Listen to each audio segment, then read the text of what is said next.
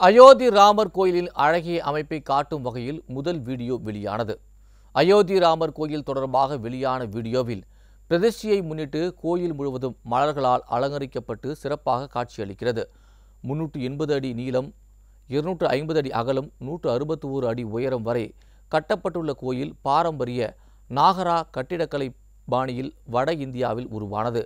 சிகரஸ் எனப்படும் உயரமான பிரமிடு கோபுரங்கள் மற்றும் உச்சியில் கலாஷ் 3 மாடிகளை கொண்ட அயோத்தி ராமர் கோயிலின் சுவர்கள் சிற்பங்களால் அலங்கரிக்கப்பட்டுள்ளன. இந்த கோயில் 392 தூண்களும் 44 கதவுகளும் கொண்டுள்ளது குறிப்பிடத்தக்கது.